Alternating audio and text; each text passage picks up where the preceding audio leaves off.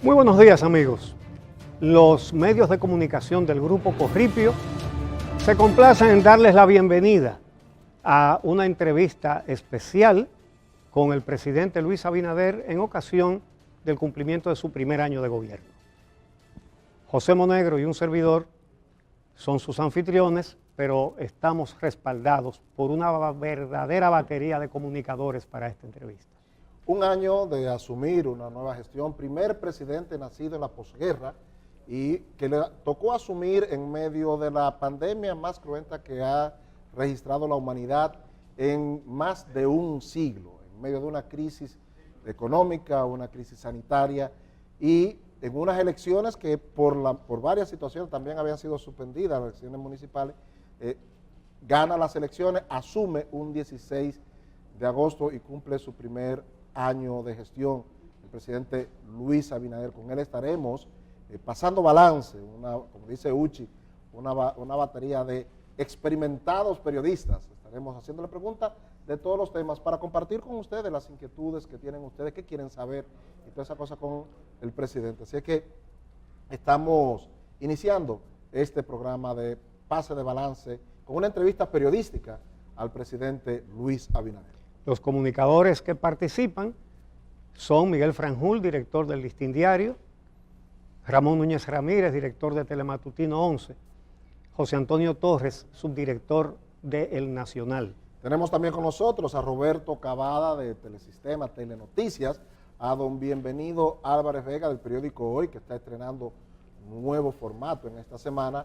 Y en su aniversario. Es que además, con motivo de su 40 aniversario, ha estrenado un nuevo formato, y Adalberto Grullón de Informativos Teleantilla. Así que estaremos compartiendo con ustedes esta entrevista con el presidente Luis Abinader en el primer aniversario de gobierno, el primer presidente nacido en la posguerra, que asumió en medio de una pandemia y que además le dio COVID y se ha puesto las 3 vacunas. Muy bien. Entonces, una pausa y comenzamos la entrevista.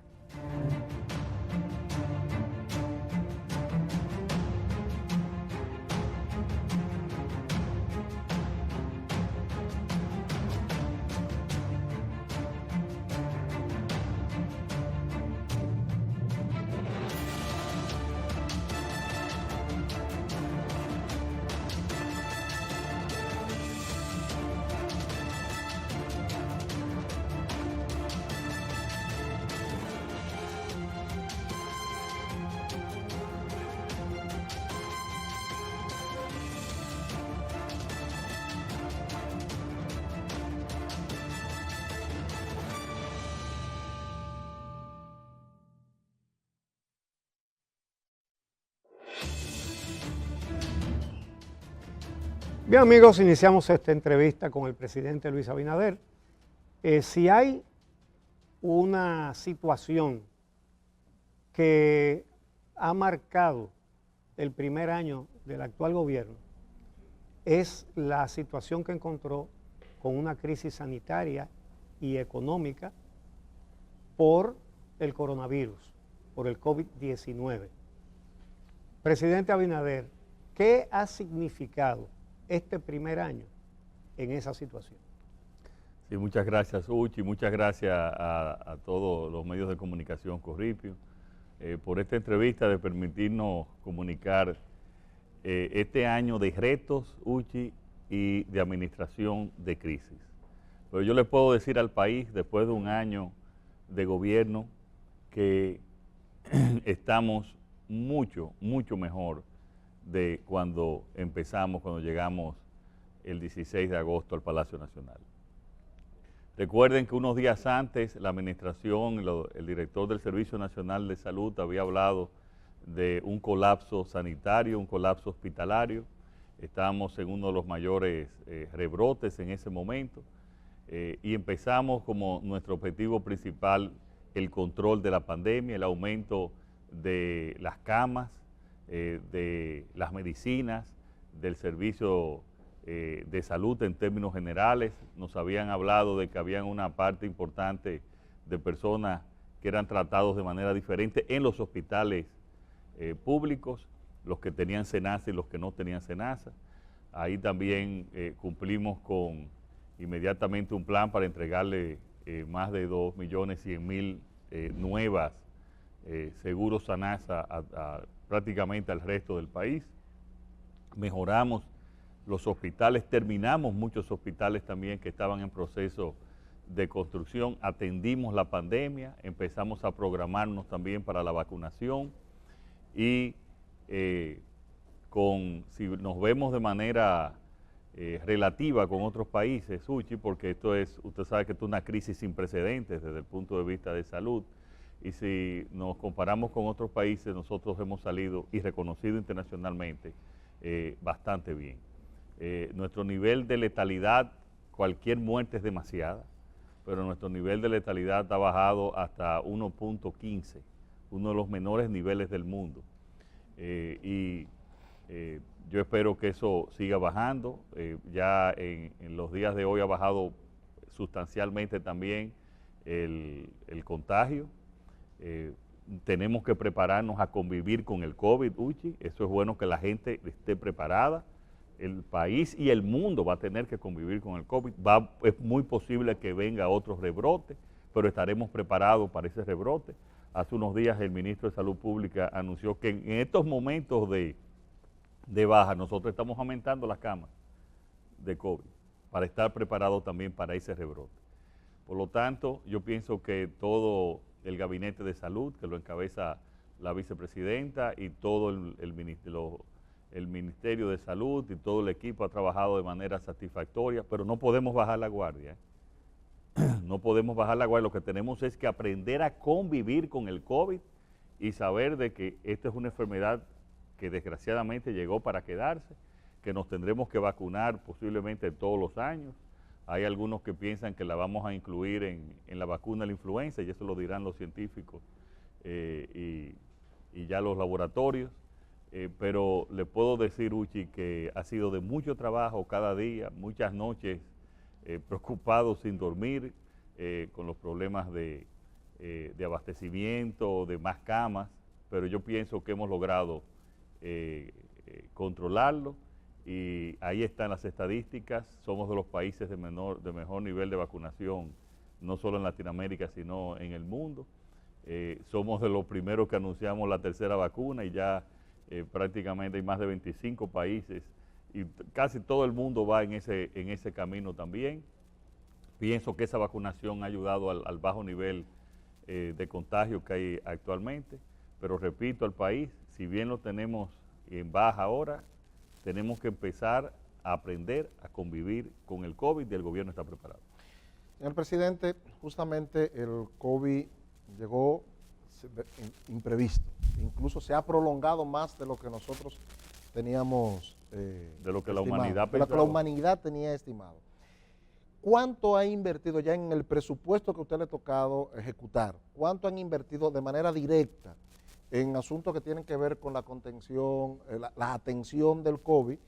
Y si han cuantificado también no solamente lo que han invertido, sino también lo que han dejado de recibir por el impacto. Bueno, mira, entre ayudas sociales relacionadas con el COVID y la atención del COVID, estamos hablando de unos 260.000 millones de pesos directos. Ya aquí los ingresos que hemos dejado de recibir, no lo tengo exactamente aquí no te lo puedo decir en el día de hoy, pero eso lo tienen calculado. Lo que hay que comparar el presupuesto del año 2020 y el realizado en el 2020, o sea, ahí te puede dar una diferencia, pero eso realmente ha sido un golpe importante para la economía en todos los órdenes, y por eso fuimos a administrar la crisis de la pandemia, pero también su consecuente crisis económica, que tuvimos que trabajar de manera concomitante, atendiendo la salud, pero también atendiendo la economía, y lograr la recuperación que ya tenemos en este año, que como ustedes vieron las estadísticas, para junio, el primer semestre, tenemos un crecimiento de 13.3, un crecimiento que todos los economistas consideran que el pronóstico es llevar mantenernos en dos dígitos de crecimiento. O sea que ha sido un golpe importantísimo para nuestra economía y para la economía mundial también, José. La economía realmente, esta es una crisis de un siglo, o sea, una crisis que esperamos que sea la crisis de este siglo, que no vengan más crisis de esta magnitud, por lo que ha sido un impacto en el empleo, en las familias dominicanas han sufrido mucho, especialmente también las que tienen ingresos por actividades informales de la economía y formales. O sea, esto ha afectado a todos por igual, pero nos estamos recuperando y yo les digo que muchos me dicen que yo a veces soy muy optimista.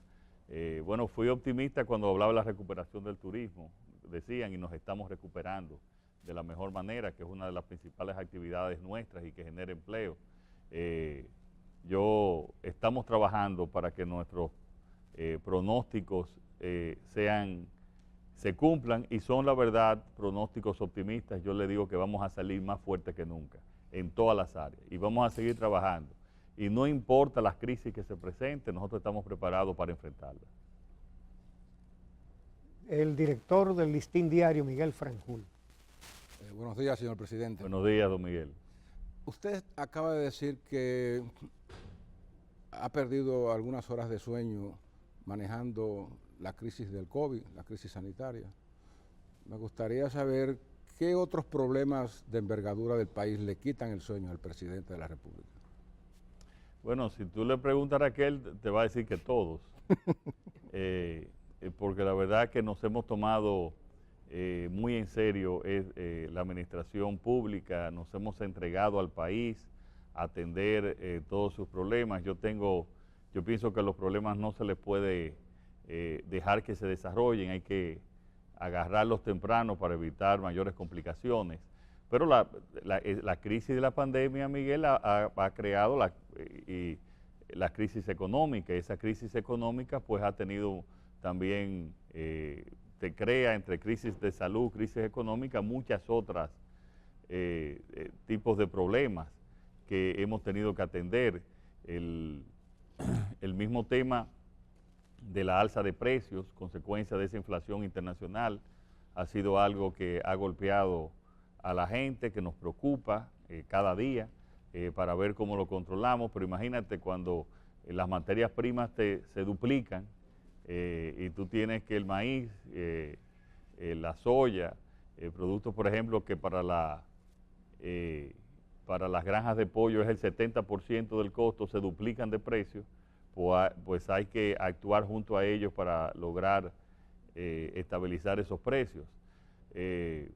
Y trabajar también con otros porque la canasta de precios del sector agropecuario hay que balancearla. Hemos mejorado la producción, el país, como dijo el ministro de Agricultura, está sembrado y nuestra producción está en sus mejores momentos.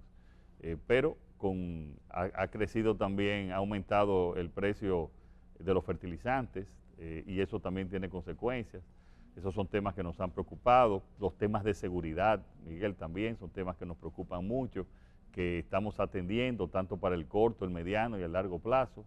Yo pienso que aquí, y quiero decir que este ha sido un tema de este gobierno, si bien nosotros hemos atendido la crisis de manera también concomitante, nosotros también nos hemos ocupado de los temas de mediano y largo plazo que tenían décadas sin resolver en la República Dominicana.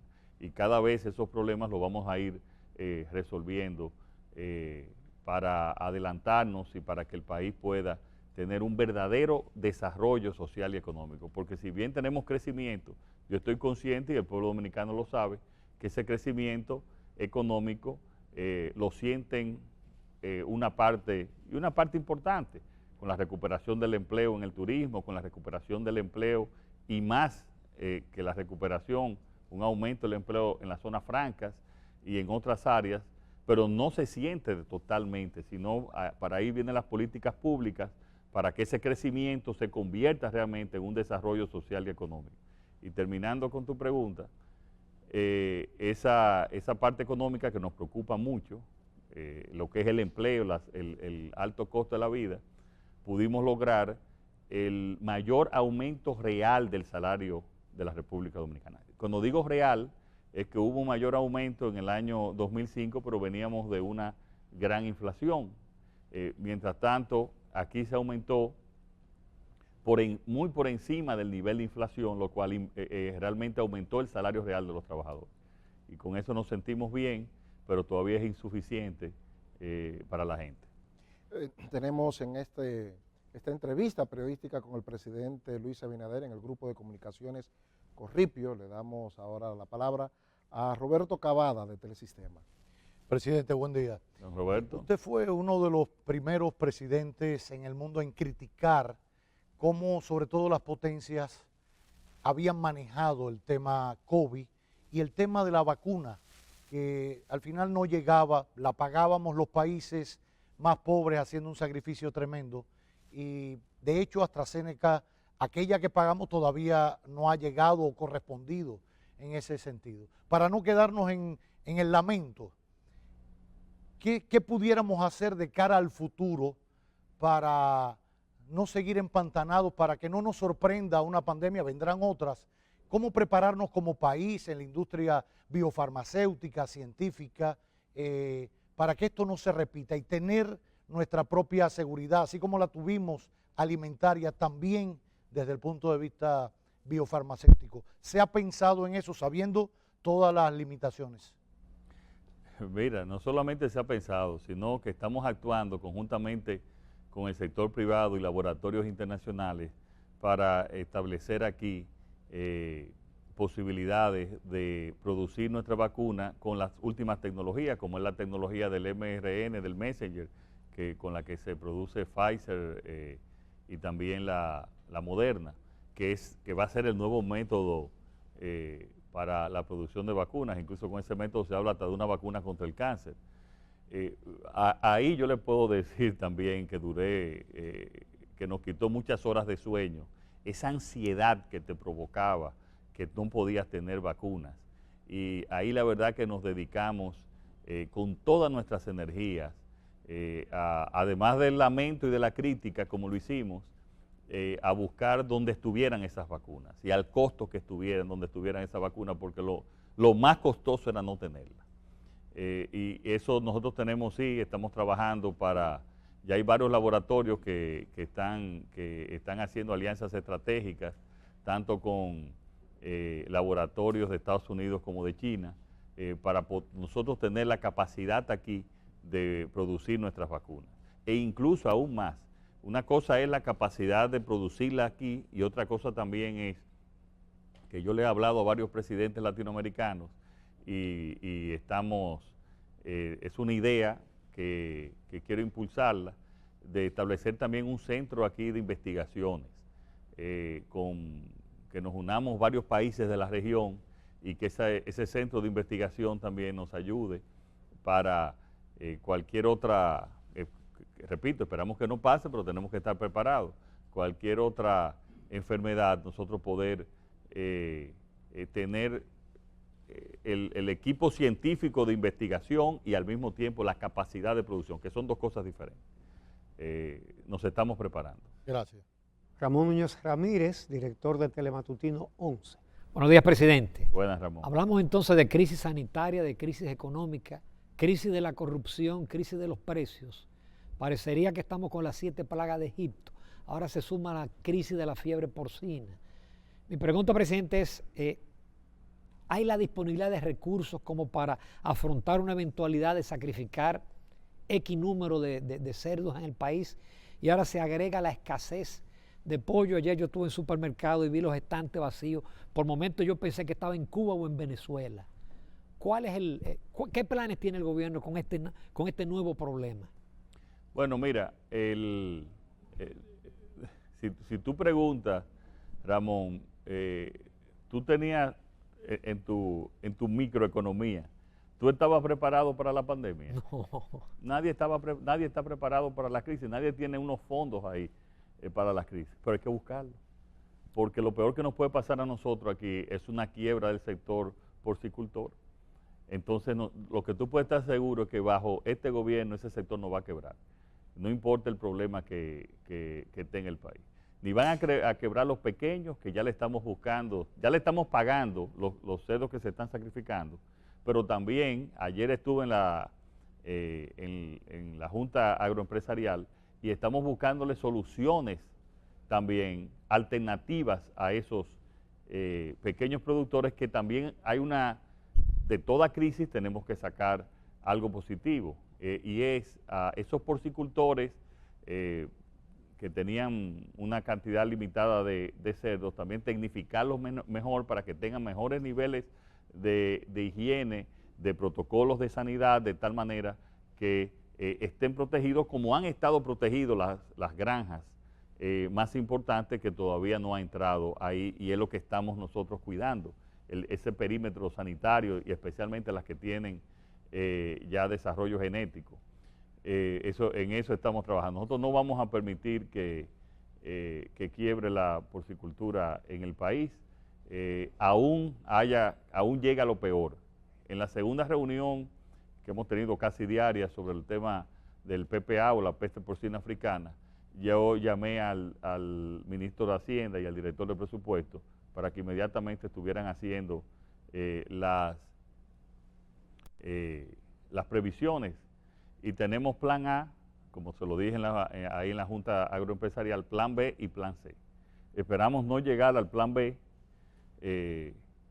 y mucho menos al plan C, pero en caso de que lleguemos, todo gobierno organizado tiene que tener una planificación para lo peor, y nosotros estamos preparados. Yo le puedo asegurar, repito, de que ese sector no va a quebrar, puede tener una transición por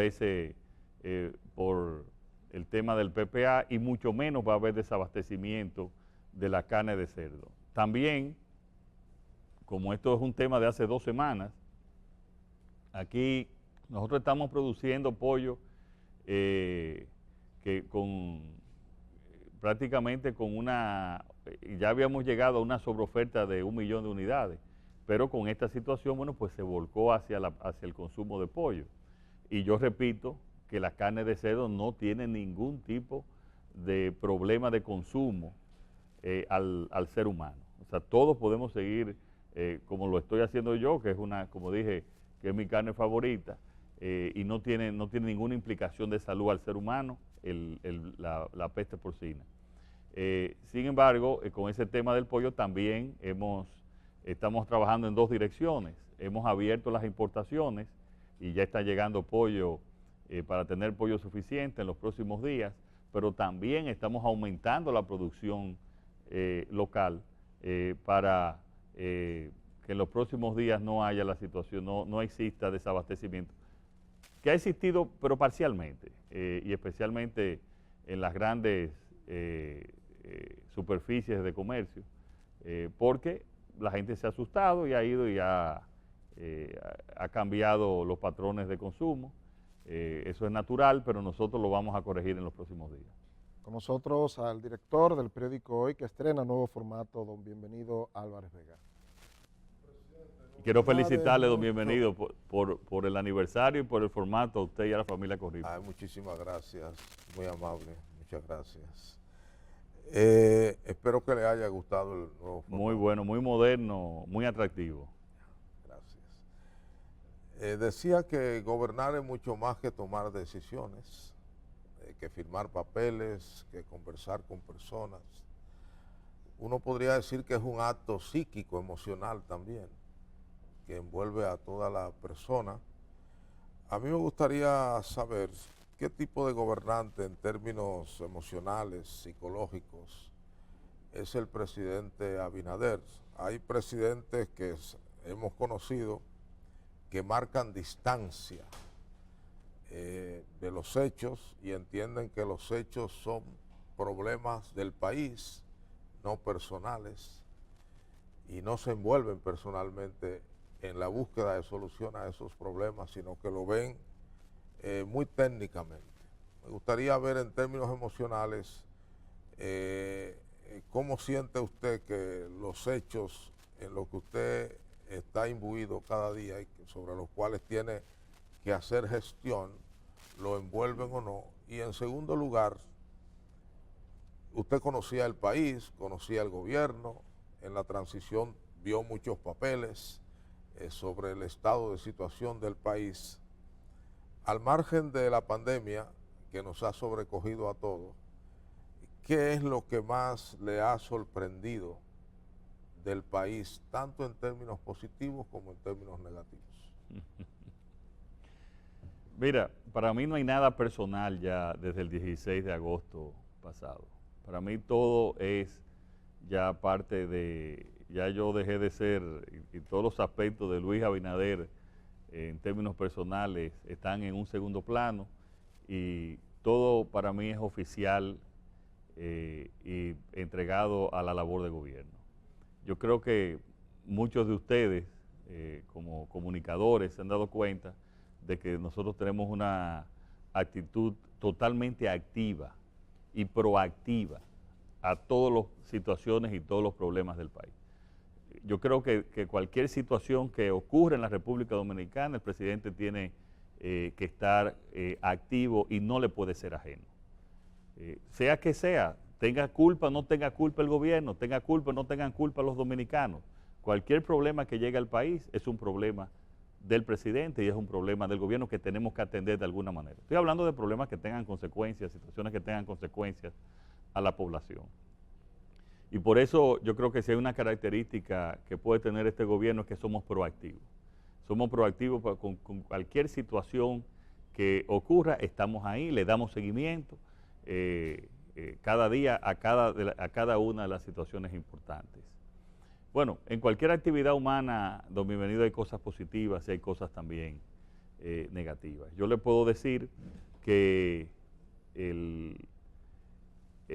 cuando el dominicano es solidario, el pueblo dominicano es un pueblo que tiene sentido de comunidad de los problemas, se une junto con toda la sociedad para resolver estos temas. Fíjense que mientras en otros países han tenido que dar incentivos especiales, por ejemplo, para la vacunación, nosotros no hemos tenido que dar incentivos. Yo creo que les quiero decirles a ustedes que la vacunación continúa por encima de 40,000 personas al día, cuando la proyección de nosotros era vacunar 40,000 en los mejores momentos. O sea, y de eso está dividido en primera, segunda y la tercera vacuna. Incluso la diferencia entre el que se pone la primera y la segunda vacuna es solo un 4%. O sea, la gente asiste a los días al mes. Entonces yo veo un pueblo que es solidario, que te acompaña cuando te ve con buenas intenciones. Ahora, en cuanto a las reformas institucionales que nosotros hemos hecho, don Bienvenido, desde cumplir con nuestra promesa de tener un Ministerio Público independiente, de llevar transparencia. Yo te puedo decir que en este país había instaurado una cultura de la corrupción. Una cultura de la corrupción a todos los niveles, a nivel privado y a nivel público. Alguna gente no se dio cuenta que nuestra intención no solo era de palabras, sino también de realidad y de hechos. Y hay que luchar, y tengo que luchar cada día contra esa cultura de la corrupción que hay instaurada y que muchos pensaban que era normal. Muchos pensaban que era normal. Entonces, si aquí ya hemos ido avanzando en este año, sobre el tema de la corrupción no hay la misma actitud hoy que la que había hace un año. Y yo espero que en un año sea también mejore en y continuemos y podamos fortalecer esa lucha. Pero es algo que cada día tenemos que darle seguimiento. La inmensa mayoría del gobierno está en esa dirección, pero hay algunos que de diversas maneras tenemos que recordárselo cada día, tanto del gobierno como también del sector privado, de que nosotros no vamos a tolerar ningún tipo de actos de corrupción, porque ese es el ancla mayor que tiene cualquier país para su desarrollo. José Antonio Torres, subdirector de El Nacional. Presidente, volviendo al tema de la vacunación, por ejemplo, en el periódico El Nacional nosotros los últimos días hemos enviado reporteros a los centros de vacunación y realmente lucen vacíos. Usted dice que la proyección que era de 40,000. No digo yo las estadísticas. O sea, hemos vacunado el promedio, excepto los fines de semana que baja, los promedios de los 10 semanas lo tiene el Ministerio de Salud, son de 40,000 o por encima. Bien. En todo el país. Perfecto. Sí. Nosotros la preocupación nuestra era saber si realmente ustedes tenían como gobierno algún plan de incentivo a la población, porque dado eso, le decía que habíamos visitado varios centros de vacunación, los reporteros nuestros, y realmente los de la capital, o sea, ayer estaban todos vacíos, todos, ayer. Y entonces dije, bueno, pero ahora sobran vacunas y faltan personas interesadas en la vacunación. ¿No ha pensado el gobierno en algún plan de incentivo, qué sé yo, de establecer carpas en los barrios o alguna otra motivación para que la gente acuda a los centros? Mira, nosotros tenemos cerca de un 50% de segunda vacunación en el país. Estados Unidos tiene un 53%. Ya llega un momento en que el avance se hace cada vez la aceleración de los vacunados es menor, porque hay resistencia de diversos tipos, desde resistencia religiosa hasta personas que tienen actitud hacia la vida de manera diferente, y nosotros no vamos a obligar a nadie a vacunarse. No podemos hacerlo desde el punto de vista constitucional.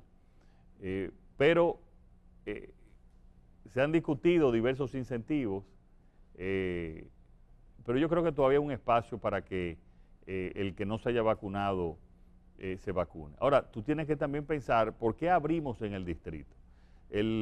Casi más del 90% ya tiene la primera vacuna y un 78% tiene la segunda vacuna en el distrito. O sea, ya es un tema que estamos llegando casi a un nivel de plena vacunación.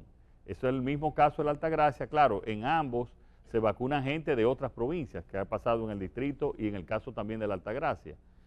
Pero, por ejemplo, provincias como Espaillat, que son normales, están llegando ya al 70%, lo mismo que Puerto Plata. Y ayer en la reunión que tuvimos con los ministros para diversos temas, entre ellos el tema de la tormenta, también le dijimos que cada ministerio que tiene responsabilidad de una provincia que continúe en las labores de vacunación. Y estamos incentivando eso cada día. Vamos a ver qué otros incentivos se pueden hacer, pero si vemos en términos relativos, aquí la vacunación ha ido bien, porque tenemos que pensar, hay dos parámetros de calcularlo, entre la población vacunable, que son unos 7.8 millones de personas, los que se pueden vacunar, y la población total. Entonces, con relación con la población vacunable, pues estamos bien, estamos caminando bien. Y ya imagínense, solamente la tercera vacuna hay unos 430,000 vacunados, que eso es importante, porque esas personas que han ido a vacunarse de la tercera vacuna son principalmente los que tienen una comorbilidad, o sea, que tienen también otros problemas de salud. Yo les pido, miren, yo les pido a todas las mujeres embarazadas que no dejen de ir a vacunarse por las estadísticas y los riesgos que hemos visto. El Ministerio de Salud Pública ha insistido en eso y yo quiero insistir.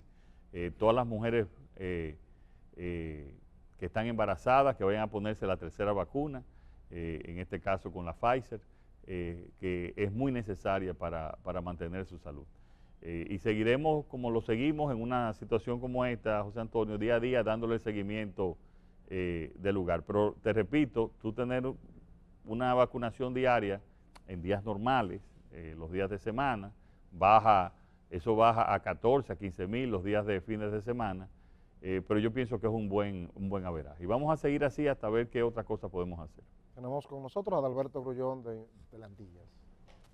Presidente, el país y fuera del país se ha reconocido el éxito que ha tenido su gobierno en enfrentar la pandemia. Hoy nosotros estamos exhibiendo índices envidiables en el mundo en cuanto a positividad, en cuanto a mortalidad, en cuanto a cobertura de la vacuna, de eso no hay duda. Pero esta pandemia también ha puesto al desnudo las grandes deficiencias que tiene el sistema de salud en el país. Y el gobierno se ha centrado mucho en atender la pandemia, y se entiende, pero el sistema como tal ha sufrido problemas serios, y lo indican el hecho de que la mortalidad materna se haya incrementado en lo que va de año, en el primer semestre del año en comparación con el anterior, un 26%. Y ya el año 2020 había terminado en cerca de un 30% por encima de lo que teníamos. Lo igual ha ocurrido con la mortalidad neonatal. ¿Están relacionadas? Que están relacionadas, pero es muy alarmante, aunque aquí ya nadie se sorprende de que mueran 3.000 niños, como murieron más de 3.000 niños en el 2020, antes de cumplir los 28 días de nacido. Hay una situación bastante difícil, pero hay otro elemento que podría ilustrar la pregunta que quiero hacer, y es que casi todas las unidades de cuidados intensivos fueron dedicadas a atender COVID, y esto provocó que mucha gente con otra dolencia murieran. Un caso que me llama mucho la atención ocurrió el sábado en Villa Altagracia. A un señor, el señor Pedro Lebrón Abreu, que es un trabajador de la salud, trabaja en una clínica local, le dio un ACV. A las 10 de la mañana ya estaba en el hospital. Y desde esa hora hasta las 10 de la noche estuvieron gestionando que otro centro los recibiera, porque tenía que ir a una sala de cuidado intensivo, que en ese pueblo no hay, como no hay en ninguno. El hombre murió a las 10, pese a que se había conseguido en una clínica privada una sala de cuidado intensivo que la recibieran, pero entonces no había ambulancia para trasladarlo. Y uno se pregunta cuánta gente muere en esta situación. Lo que quiero preguntarle, señor presidente, es ¿qué prioridad tiene para su gobierno resolver esta crisis sanitaria que tenemos más allá de la pandemia?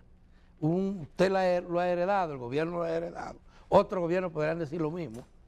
Tenemos una situación de precariedad, de deterioro progresivo en los hospitales y en la atención. La atención primaria está totalmente descuidada.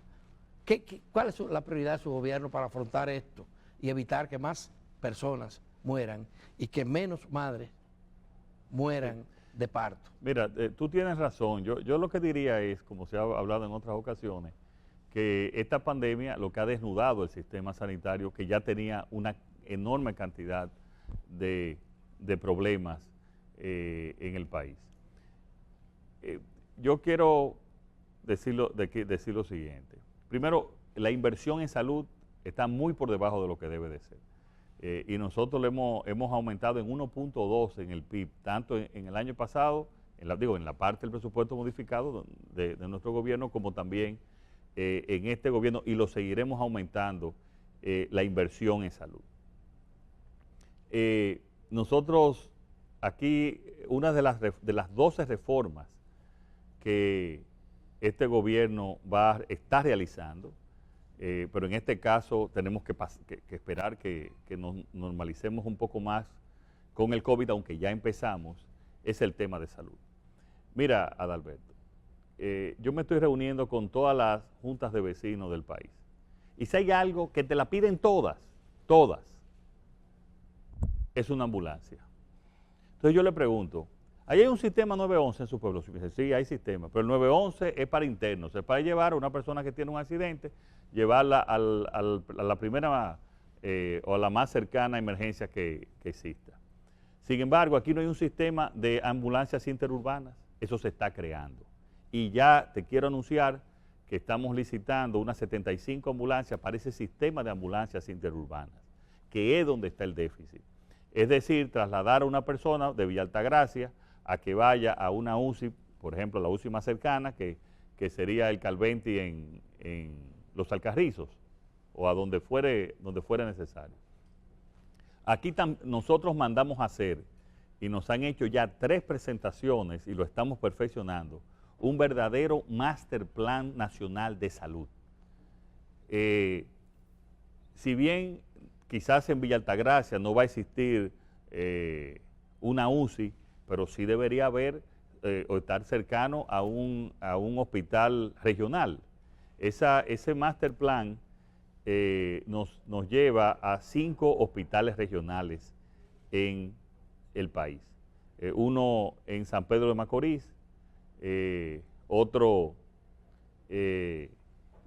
casualmente ahí entre Villa Altagracia y Los Alcarrizos, otro en Santiago, otro en San Francisco de Macorís, que ya se está construyendo un regional, lo que habría que ampliarlo, y voy a explicar lo que deben ser esos hospitales regionales, y otro que ahí hay un tema de consideración, o en Barahona o en San Juan, otro en San Cristóbal, perdón, entre San Cristóbal, en la salida de San Cristóbal hacia Baní, y otro que se está discutiendo o en San Juan o en lugares que distancia entre San Juan y Barahona. Esos hospitales regionales deben de tener todas las áreas de la salud, porque además aquí no hay una red de trauma, en el país no hay una red de trauma, Adalberto, o sea, tú tienes un accidente en el cruce de San Juan y Asua, y no hay un sitio donde llevarte, una verdadera, no un hospital que te podrían llevar al de Taiwán, que lo hemos mejorado y le hemos creado UCI también. Hemos mejorado una gran parte de los hospitales, no lo suficiente, pero lo hemos mejorado. Pues, por ejemplo, ahí en el hospital de Taiwán creamos la UCI que tenía desde que se inauguró sin instalarse por alguna razón. Entonces ahí vamos a hacer red de traumas, que vamos a empezar el próximo año, y red oncológica también, que ese es otro tema también, que sean todas las otras enfermedades, todas las otras patologías con el tema del COVID han sufrido. Y bueno, mal de mucho, consuelo de tonto, pero han sufrido en todo el mundo, por diversas razones. Esa red de trauma y la red oncológica nosotros la vamos a empezar el próximo año. Algunas no vamos a poder empezar todos los hospitales regionales, pero sí muchas de estas redes de traumas serán parte de esos centros regionales. Y esas redes de traumas tienen que tener, lo que hay un problema que también hicimos un acto y lo vamos a darle mayor atención, que es al tema de la sangre, porque tú no puedes tener ninguna atención de trauma sin tener un banco de sangre disponible. El tema nosotros le estamos dando mucho seguimiento al tema de la mortalidad neonatal, como también de la mortalidad materna. Ahí hay varios factores que influyen. El 47%, Adalberto, y por eso, no sé si tú escuchaste que yo le pedía, que yo les rogaba a las madres embarazadas que que se fueran a vacunar, sufrían de COVID. Pero peor, las consultas de las embarazadas no querían ir a los hospitales para no ser contagiadas por el COVID, lo que hizo que fueran a menos consultas, y entonces ahí no podían preverse las situaciones que teníamos. Hay que admitir también que muchas maternidades fueron dedicadas al COVID, como es el caso de la maternidad de Los Minas, como es el caso también de maternidades en Santiago y en las principales ciudades del país. O sea, el COVID lo ha complicado todo, ha complicado toda la situación. Y yo estoy sumamente preocupado por ver cómo vamos empezando esa transición. Ya la maternidad de Las Minas la regresamos a maternidad. Estamos atendiendo eso. Es un tema que el Gabinete de Salud trata semanalmente. Estamos haciendo muchos estudios estadísticos, por ese 47% que te lo digo fue por un estudio que hicimos al ver esas estadísticas. Pero estoy totalmente de acuerdo contigo que aquí hay que hacer, y estamos trabajando en una reforma integral del sector salud, mejorar la inversión. Le hemos aumentado, aún en este momento de sacrificio, pero se lo merecen a los médicos y a las enfermeras. Le hemos mejorado sus condiciones de vida en un 30% de mejores salarios, y vamos a seguir también mejorando las infraestructuras en todo el país. Estamos mejorando unos 25 hospitales, reconstruyendo 25 hospitales, y en el presupuesto del Servicio Nacional de Salud dándole mantenimiento a casi 50, y es una de las grandes temas pendientes que nosotros tenemos, tener un sistema de salud como el pueblo dominicano se merece. Bien, amigos, concluida la primera ronda de preguntas, vamos a hacer una pausa y regresamos en un momento para la segunda ronda de preguntas con el presidente Luis Abinader en su primer año de gobierno.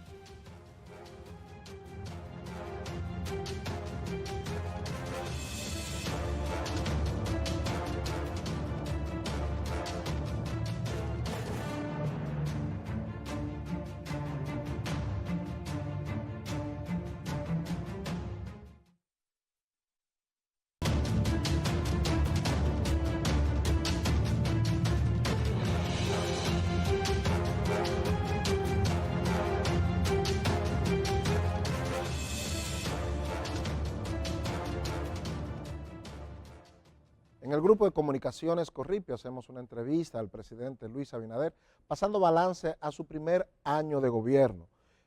Acompañan al presidente, que están aquí con nosotros, el ministro administrativo de la presidencia, José Ignacio Paliza, a Milagros Germán, directora de comunicaciones, a Daniel García Archibar, director de prensa del Palacio, y su asistente doña Mercedes, pero también la familia Corripio, está con nosotros don José Luis Corripio Estrada, don Pepín, y José Alfredo Corripio está aquí con nosotros.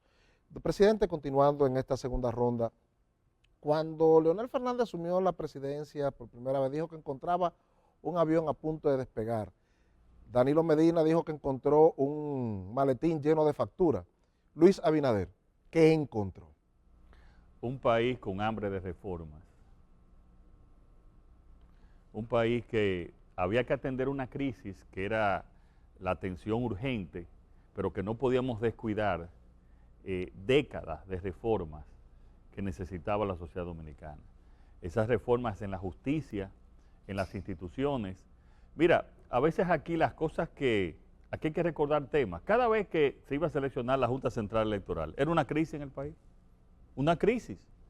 Y Agripino, y ahí entrando a la casa de Agripino y saliendo. Lo mismo para el Tribunal Superior Electoral. Lo mismo para la selección de jueces. Cuando la Cámara de Cuentas no, porque los seleccionaban, eran 5 del gobierno que seleccionaban. Esa era la tradición. Eso se ha cambiado. Nosotros hemos llevado tranquilidad a este país con instituciones apartidistas, personas que y eso nos ha pasado, juramenté a lo del Tribunal Superior Electoral, apenas conocía a uno de los 5 que estaban ahí. Digo, lo conocía de saludarlo. O sea, esas reformas que hemos hecho, yo voy a llevar también a la Constitución el Ministerio Público Independiente en el momento indicado también, para que ya sea un tema constitucional. Nosotros tenemos que hacer, después del 16 de agosto vamos a llevar también la ley de Contraloría para modificar y hacerla una institución mucho más, ya lo está haciendo de hecho, pero también ya del punto de vista legal, para que sea una institución que pueda controlar internamente mejor los recursos del gobierno. Lo mismo vamos a hacer también con la modificación a la ley de la Cámara de Cuentas, las reformas del sector eléctrico. Firmamos el pacto eléctrico y desapareció la UERS y está desapareciendo la CDE, ya desapareció definitivamente OISOE. desapareció Procomunidad. Nosotros estamos eficientizando el gasto público, que es perfecto, que todavía faltan muchas cosas. Claro que sí, claro que esto es un proceso que tiene que ir caminando, pero estamos avanzando en esa reforma. Lo que decía Alberto, el sector salud, eso no puede esperar más. Y claro, nos tocan todas estas reformas también con la crisis del COVID y con todas las limitaciones financieras. Pero este país está cambiando, señores. A veces no nos damos cuenta porque es verdad que hay muchos problemas, hay muchas situaciones con la crisis. Está cambiando en todos los aspectos. Está cambiando, tenemos mejor productividad hoy.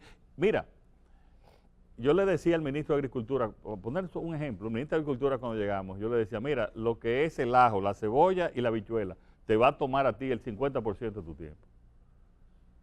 Pero ya tenemos una variedad de ajo, que trajimos una variedad del ajo que en 2 años y medio vamos a ser autosuficientes en el país.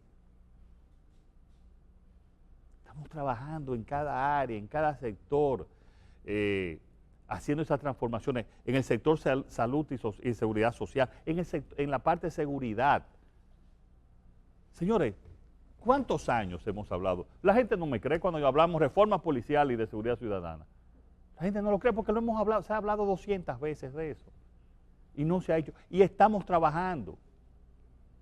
Aumentamos ahora en este año, mejoramos las condiciones de los policías, no solamente aumento de salario, y vamos a llegar a los $500 entre el año que viene y el 2023, pero también le dimos seguro médico. Los policías estaban sin seguro médico. Uno de las personas de los empleados públicos que tenían mayor inseguridad, le dimos transporte gratis, le hemos mejorado sus condiciones, y al de las fuerzas, y también a los miembros de las Fuerzas Armadas también. Este país está en un proceso de reformas. Mira, la ley del mercado de valores, hicimos una rueda de prensa.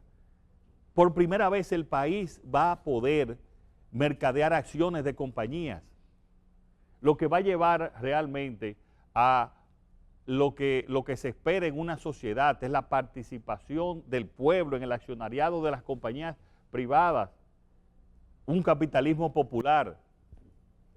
Pero la ley de burocracia cero que ya se aprobó, ahí estamos transformando. Ya, por ejemplo, lo hicimos en la aduana, los despachos 24 horas. ¿Cuántos años teníamos nosotros para ese despacho 24 horas de los furgones? Que eso contribuye también a disminuir los niveles de corrupción, y así vamos a eficientizar también todo el gobierno. El país está cambiando. Todas esas reformas van en marcha.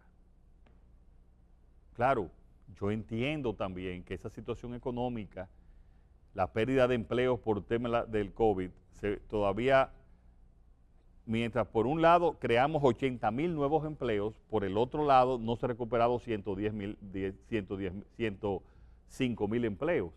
O sea, tenemos todavía un déficit de empleos pre-COVID de 25,000, entre los nuevos que se crearon y los que no se recuperaron. Pero el turismo va a crecer como nunca en la próxima temporada. Las zonas francas están creciendo, el comercio está creciendo, y la productividad también de los trabajadores dominicanos, y por eso pudimos hacer ese aumento, también está creciendo. O sea, vamos en la dirección correcta y trabajando cada día con todos los proyectos de todo tipo para mejorar la calidad de vida de los dominicanos. En ese mismo sentido, presidente, en materia de endeudamiento, el endeudamiento ha venido creciendo desde hace mucho tiempo. A diciembre, al 31 de diciembre, estaba en 54.500 millones de dólares, tanto el externo como el interno. Quisiera saber si ustedes tienen la estadística de cómo lo recibió usted el 16 de agosto del 2020 y cuánto ha crecido hasta hoy en ese año. Mira, primero, Uchi, hay que decir lo siguiente. Todos los países del mundo, sin excepción, en este tema de pandemia, empezando por Estados Unidos, China, han aumentado sustancialmente los niveles de endeudamiento. No había otra forma. Y el que no lo hizo, mientras menos aumentaron los niveles de endeudamiento, peor están. y búscate países en Centroamérica que dicen, no aumentamos los niveles de endeudamiento, mírate los niveles de fallecimiento que tienen, de estancamiento de la economía. O sea, ahora, el tema es, Uchi, ¿en qué se invirtió ese dinero? ¿En qué se invirtió ese dinero? Ahí está. Lo tenemos en la seguridad social, lo tenemos en la pandemia, lo tenemos también en la mejora de hospitales. El tema fue que aquí se tomó mucho endeudamiento cuando no era necesario. El tema, señores, de los tiempos buenos y malos es hasta bíblico. Entonces, se tomó endeudamiento en los momentos en que no lo necesitábamos, en los tiempos buenos. Los endeudamientos ya de este nivel son para o proyectos que tengan su retorno o también en momentos como estos. Entonces, a nosotros nos tocó unos momentos que tuvimos que acudir al endeudamiento. Ahora, yo espero que al final del año estemos en alrededor de un 67% del PIB en términos de deuda. ¿En cuánto lo recibió? ¿En qué porcentaje? Me parece que estaba en unos 52, 53 del PIB en términos relativos. Ahora, Uchi, el tema, tú comparas, por ejemplo, con otros países y nosotros no somos el de mayor endeudamiento, estamos quizás en el nivel averaje. El problema de nuestra deuda no es ni siquiera el % del PIB, es el costo de la deuda. Y ese costo de esa deuda nosotros la hemos disminuido. El costo de esa deuda. Pero además tú tienes que tener presente algo. Nosotros encontramos unas reservas monetarias por debajo de 6.000 millones y hoy tenemos las reservas monetarias más altas en la historia de la República Dominicana, con unos 12.500 millones, con una tasa estable que incluso pudo seguir bajando la tasa del dólar, porque hay dólar en abundancia ahora mismo en la economía, por diversas razones. Lo que nosotros tenemos que hacer a partir de ahora al estabilizar la economía, Uchi, entonces un proyecto de estabilización y de disminución gradual de la deuda, que no puede ser ni en 4 años, ni puede ser en 8 años, ni puede ser en 12 años, sino tomarnos nosotros un plan que tiene que ser también de acuerdo con toda la sociedad, así como hemos presentado también el Pacto del Agua, que ese es otro tema, donde se involucre toda la sociedad para ir llevando los niveles de la deuda a niveles manejables. A propósito de que no eso, puede ser tampoco ni un año, ni un shock, porque lo que nosotros tenemos que pensar es en seguir el crecimiento económico y mantener unos niveles de disminución gradual y posible de esa deuda. a propósito de eso, desde el gobierno del PRD 2000-2004 y luego los del PLD, hubo una inclinación, una preferencia de tomar préstamos tipo comercial y no con organismos multilaterales, es decir, préstamos de más corto plazo, de más altos intereses y sobre todo, que parece que era lo que se prefería, sin supervisión en el uso de los fondos tomados en préstamos. El endeudamiento de ahora, ¿en qué se basa? ¿En bonos o en organismos multilaterales? No, mira, Uchi, por lo menos predominantemente. Sí, pero te quiero decir, mira, y yo quiero decirle algo. El 80% de la deuda que hemos recibido nosotros fueron contratadas en el pasado gobierno con los organismos multilaterales, pues también hay mucha hipocresía. Y tú lo ves, tú lo puedes buscar tú sabes que los organismos multilaterales esa deuda toman tiempo. Sí. Y tú lo puedes buscar en todos los préstamos. No solamente en este país, en todos los países hubo una transición de la deuda con los organismos multilaterales, los organismos bilaterales, hacia la deuda en los mercados financieros. Eso pasó prácticamente a nivel mundial. Y nosotros hemos seguido, dependiendo del tipo de proyecto que sea, cuando son proyectos de desarrollo, pues se hacen deudas específicas con organismos multilaterales o para proyectos de mejoramiento social y también, y en otros casos, cuando ya son deudas soberanas, bueno, pues se hacen con los mercados financieros. No necesariamente con los mercados financieros es más costoso. nosotros hemos logrado bajar el nivel de la tasa de interés y también negociar en mejores términos. Ahora, cada proyecto te dice cuál debe ser el endeudamiento indicado. Por ejemplo, con el tema de salud, hay que acudir a un organismo multilateral que nos va a apoyar. En el Pacto del Agua para construir todos los acueductos de agua potable y el alcantarillado sanitario, que eso te va a tomar muchos gobiernos de muchos partidos, porque es hasta el 2036, eso tiene que ser, nos está acompañando el Banco Mundial. Entonces, eso depende de qué proyecto, qué tipo de endeudamiento, entonces saber a cuál mercado acudir. No necesariamente tampoco en los mercados financieros es a menos términos. Nosotros se han contratado deuda a 40 años en los mercados financieros. Y Argentina, por ejemplo, lo ha contratado a 100 años. O sea, eso no tiene que ver, es un tema de negociación. Como yo te digo, yo creo que lo que tenemos que llegar ahora con los niveles de crecimiento que nosotros tenemos, a un plan financiero donde vamos a ir disminuyendo la carga de la deuda, pero que sea de manera, con un plan a 15, a 20 años, sin quitarle la actividad y el crecimiento de la economía que fue lo que en los años 80, esa política de shock del Fondo Monetario, pues afectó mucho el crecimiento y también la pobreza en la República Dominicana. Nosotros tampoco podemos hacer esa política de shock donde me baje un 1, un 2%, nunca es así, mucho más, los niveles de pobreza. Nosotros tenemos que ir creciendo, avanzando y estabilizando los niveles de deuda, como lo han hecho muchos países de manera exitosa, y nosotros lo vamos a hacer. Roberto Cavada. Presidente, para seguir saneando la economía, ya usted hablaba del tema de la deuda, ir reduciéndola gradualmente, paulatinamente. Hay economistas, analistas que, no obstante, ven con preocupación que la inversión de capital o la inversión del capital del gobierno ha sido baja, sigue siendo baja. Hay quien dice que los ministros están un poco temerosos a la hora de aprobar cheques o inversiones, o a la supervisión del Ministerio Público por meter la pata y después lo vayan a señalar, y mientras se analiza están en la picota pública y están como con un poco de miedo. ¿Usted siente miedo en su gabinete para ejecutar el presupuesto? ¿Y en qué está, por otra parte, el tema de la reforma fiscal? Mira, yo quiero también decir algo sobre el tema del endeudamiento, antes de pasar a tu pregunta que se me pasó.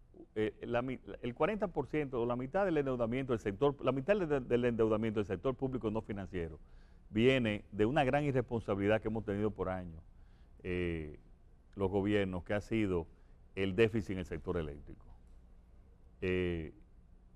Si tú no atacas las causas del endeudamiento, tú puedes hacer todas las reformas del mundo y va a llegar a lo mismo, Uchi.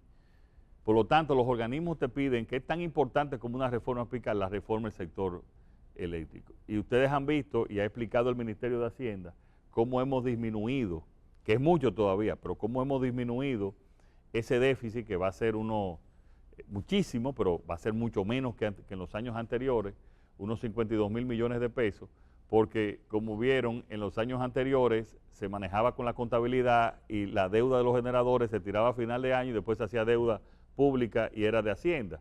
Y eso lo explicó muy bien Jochi Vicente, cómo nosotros hemos hecho transparente esa deuda y cómo estamos reformando también el sector eléctrico en esa dirección.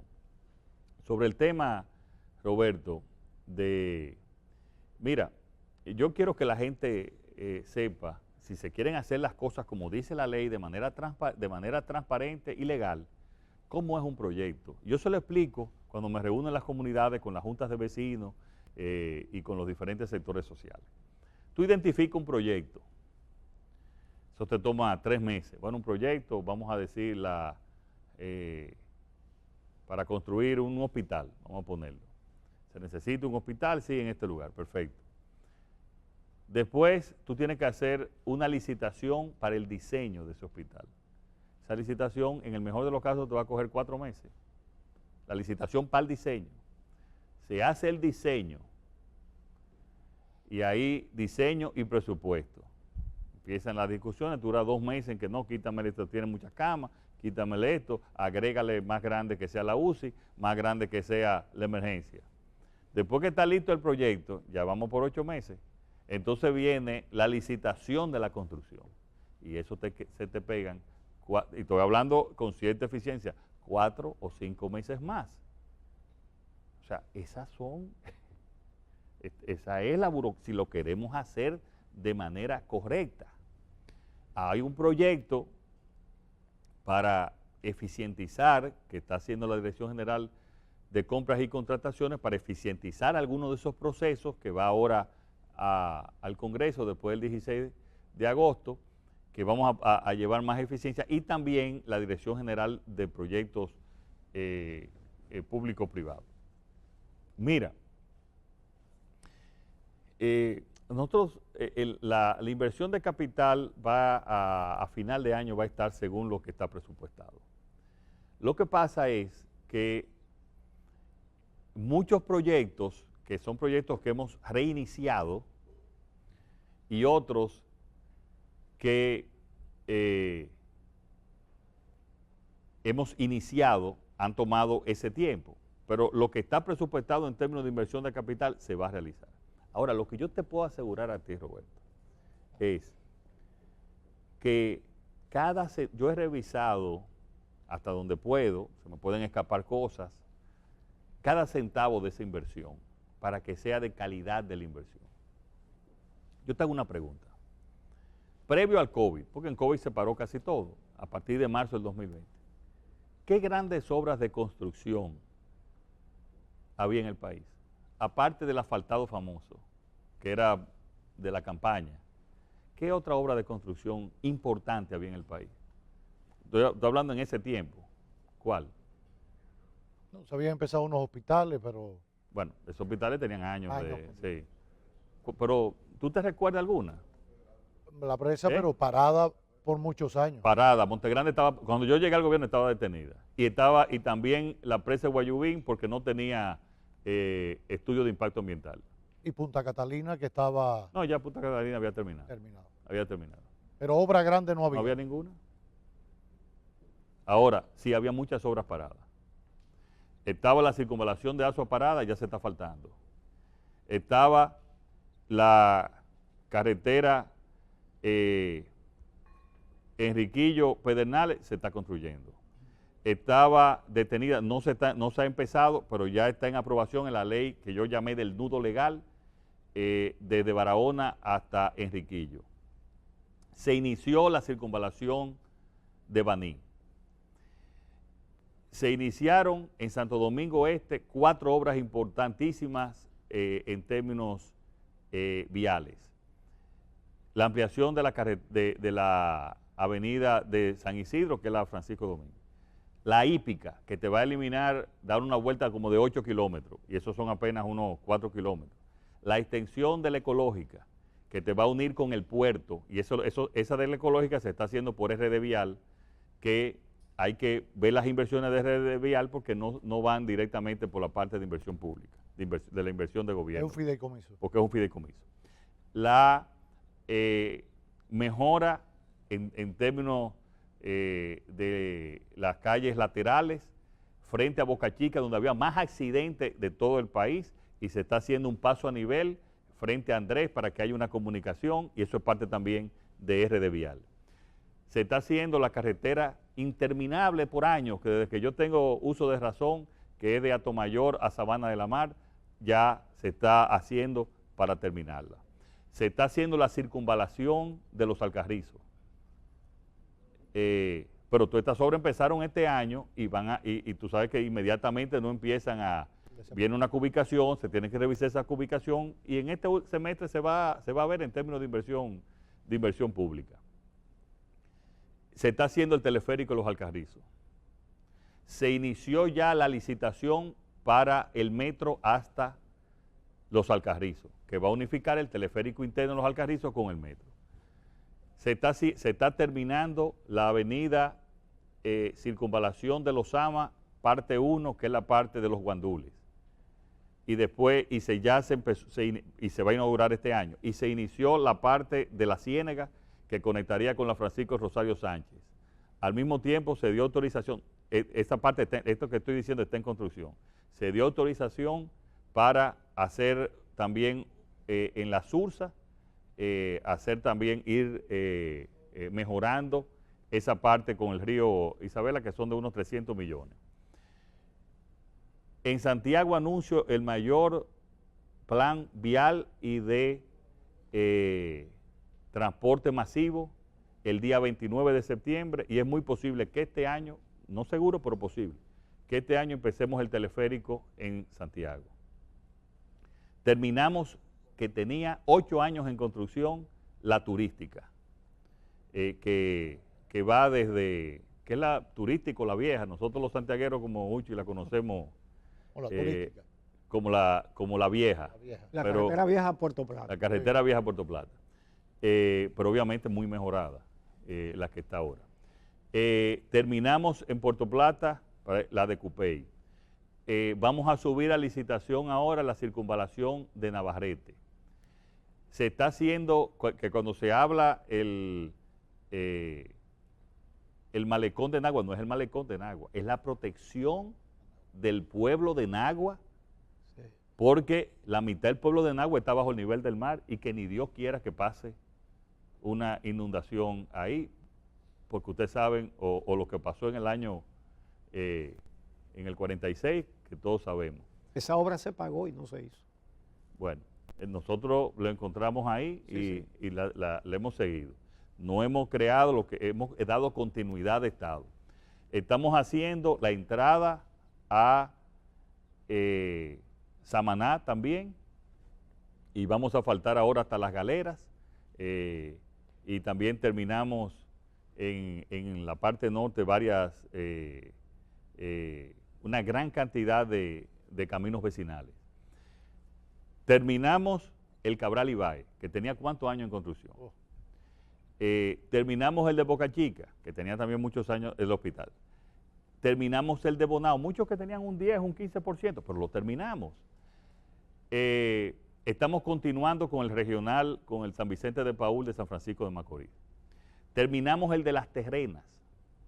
Hemos llevado agua a 850,000 nuevas casas en todo el país, con una inversión de alrededor de 3,000 millones de pesos, pero con una total eficiencia del gasto en INAPA. Las Coras le hemos dado dinero también para que vayan mejorando. Inauguramos el acueducto de Cienfuegos en Santiago y el acueducto también de La Canela en Santiago, entre también decenas de otros acueductos. Y estamos iniciando el plan general también de agua que va dentro de lo que yo mencioné, el Pacto del Agua, para el agua, las 3 áreas de agua que tenemos que tener cuidado, que tenemos que atender en el país: el agua potable, las aguas residuales, que apenas, señores, que ese es uno de los problemas mayores de contaminación en la República Dominicana, que solo el 16% de las residencias en el país tienen tratamiento de agua. Eso es grave. Y por eso yo quiero que se firme ese Pacto del Agua y que toda la sociedad. Creamos la unidad de tecnificación del riego. El 75% del agua de riego en nuestro país se desperdicia. Y esa unidad de tecnificación de riego adscrita al INDRI es para llevar al agua el riego a goteo o a aspersión según lo que indique cada cultivo. Y quiero recalcar que estamos haciendo los proyectos masivos y creo que ya se anunció una parte en la prensa en cuanto a declaración de interés con el monorriel, el tren en Santo Domingo y en Santiago. En ambos casos, que va a llegar, como yo anuncié, el 27 de febrero hasta el aeropuerto. Y ya eso está en proceso también de diseño. Es bueno que sepan que yo hablé con el profesor Joseph Stiglitz, el PhD en Economía, y que todos conocemos y muchos admiramos. Y yo le pregunté: profesor, ¿cuáles son las medidas principales para disminuir la pobreza que usted puede decir de un país? Me habló del tema salud, de mejorar los sistemas de salud para el gasto de salud que pueda ser absorbido por el Estado. ¿Y sabe lo segundo que me dijo? Solucionar el tema del transporte. ¿Ustedes saben cuánto pagan las familias aquí de sus ingresos en transporte? El 25%. Además de un transporte de pésima calidad y que te toma 3 horas entre ida y retorno a tu vivienda. Por lo tanto, esos proyectos de transporte son fundamentales en la República Dominicana. Entonces, es cierto que hay algunas obras que tienen que, pero no te voy a mencionar cantidad de otras pequeñas obras. En Montecristi, por ejemplo, hicimos la carretera, bueno, Montecristi-Dajabón, Dajabón, Loma de Cabrera. Hemos hecho la mitad de los caminos vecinales, y no solo vecinales, sino, por ejemplo, el de Cupey a Guayubín, que también nos va a ayudar con el proyecto Manzanillo, también lo realizamos. Y ahora, a partir del 18 de agosto, empieza un plan de asfaltado y de aceras y contenes en todo el país. Porque da pena, señores, que en gran cantidad de nuestros barrios todavía faltan aceras y contenes. Cuando tú haces las aceras y contenes en uno de esos barrios, la gente hasta pinta su casa, hasta mejora su casita. Y es previo también. Todos los martes yo tengo una reunión del gabinete que lo unifiqué, el de agua y de construcción, porque también hay que parar que venían y asfaltaban y a los 2 meses venía INAPA o venía una de las coras a abrir las calles que estaban asfaltadas por la falta de planificación. Y todo eso nosotros lo estamos haciendo. La presa de Monte Grande estaba detenida por conflicto entre los contratistas y yo le di un ultimátum. Están construyendo y tienen que terminar a final del año que viene. Pero la presa de Guayubín estaba detenida porque empezaron sin un impacto, sin un estudio de impacto ambiental. Una presa sin un estudio de impacto ambiental, donde se iba a afectar a cientos de familias. Pero yo les voy a decir algo aquí. Aquí el nivel de planificación era tan nulo. Aquí nos llegamos en términos del agua de la capital. Y yo les pregunto a los que nos están escuchando, hay muchas debilidades de agua, pero hemos mejorado los servicios de agua potable en la capital y en todo el país. Pero ustedes saben que aquí no había ningún plan para abastecer de agua a Santo Domingo. Ningún plan. Nosotros ya aprobamos el plan el proyecto de desalinización de la zona este. Eso nos va a aumentar en 6 metros cúbicos de agua para Santo Domingo Este y mejorar Santo Domingo Norte. Y tenemos 3 proyectos en estudio para el Distrito Nacional y también para Santo Domingo Oeste, que estamos estudiando y vamos a ver cuál es la mejor salida. Pero esa desalinización viene en un año para mejorar sustancialmente el agua. Y al nosotros estamos también haciendo un proyecto para el 20% del agua de Santiago que falta, también con un proyecto de inversión del mismo Corazán, mejorarlo. Y ya como dije, hicimos el de Cienfuegos, que ustedes saben que de Santiago Oeste es una parte importante. Pero con la presa de Monte Grande vamos a hacer el acueducto múltiple de toda la región, que tiene años esperando. Y al mejorar la calidad del agua del Gran Santo Domingo, pues nos deja Valdesia para Baní y para San Cristóbal. O sea, este es un gobierno que está planificando. Quizás tenemos que comunicarlo mejor, y hago mea culpa en ese sentido, pero hemos planificado en cada una de las áreas para mejorar la calidad de vida de la gente. Y le estamos dando seguimiento a cada detalle, a cada proyecto. Pero el dinero sale, excúseme que me faltó lo de la reforma fiscal, entra este año. Bueno, ¿de dónde va a sacar el dinero para hacer todo eso? Yo lo he dicho muchas veces. Tenemos que discutirlo en este año y esa reforma empezar a aplicarla a partir del próximo año. Y yo quiero que eso sea una discusión nacional. Porque aquí hay mucha gente que te dice, y con mucha cosa que yo cuidé siendo opositor, hay que aumentar las ayudas sociales y no se puede tomar más préstamos y hay que bajar los impuestos. Entonces, nosotros vamos a discutir esa reforma fiscal, que es la reforma fiscal, y repito, es reforma del gasto público. También yo quiero que el pueblo me diga, no, yo no quiero que tú me sigas gastando en tal cosa. Perfecto, vamos a ver, como digo, la sociedad. Y es reforma tributaria también. Y yo sí le voy a decir algo. Los que más pueden son los que van a tener que pagar más. Miguel. Y ese es un pacto, y ese tenemos que entenderlo todos. Los que más pueden, los que más ganan, es donde va a tener que recaer la reforma tributaria. Y quiero decir también que esto es vamos a ver la sociedad que queremos. Tenemos que subirle a los policías para tener una mejor seguridad ciudadana. Tenemos que mejorar la salud, eso significa dinero. Entonces tenemos también que discutir de dónde van a venir esos ingresos. Ah, perfecto, ese impuesto no va muy bien. El que menos quiere poner impuestos soy yo. Pero ¿a qué vamos a afectar? ¿A la policía? ¿A la seguridad? ¿A la salud? ¿A la infraestructura? Vamos a discutir todos el país que queremos. Y que realmente haya una discusión real, seria, responsable. Y eso es lo que el gobierno quiere. Miguel Franjul. Sí, señor presidente, el lunes se cumple su primer año en el poder y luego de haber escuchado las descripciones que usted ha hecho sobre el desempeño en áreas muy críticas, me gustaría saber, como también se preguntaría a mucha gente, si usted seguirá con su mismo gabinete, si está conforme con el trabajo de sus ministros. Bueno, es que el resultado de estas acciones no es individual, es colectivo. Ahora, siempre es normal que hayan ajustes, pero no ni siquiera porque este está haciendo mal o lo está haciendo bien, sino ajustes en el gobierno. Pero tampoco esto es un concurso de popularidad. Nosotros sabemos la eficiencia de cada quien. Yo aplico el método científico para ver los resultados en cada una de las áreas y no hay que esperar tampoco el 16 para hacer cambios, ni tiene que ser un momento de hacer cambios. Se puede aprovechar para hacer cambios rutinarios, pero lo importante es que desde el gobierno como responsable yo vea dónde están los objetivos que hemos planteado, se están cumpliendo y cuáles no se están cumpliendo y por qué razones también no se están cumpliendo.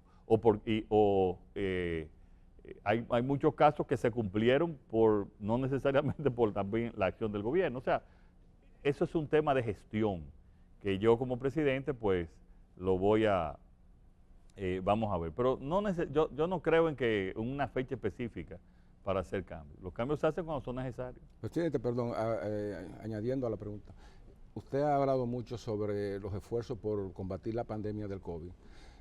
Todo eso se ha hecho dentro de un marco de estados de emergencia. El estado de emergencia vigente termina el 26. ¿Usted lo va a continuar? Es muy posible que sí, pero eso todavía no lo hemos discutido, pero es muy posible que sí porque todavía hay parte del país que está en emergencia. Vámonos a una pausa, después de la pausa continuamos con esta entrevista con el presidente Luis Abinader.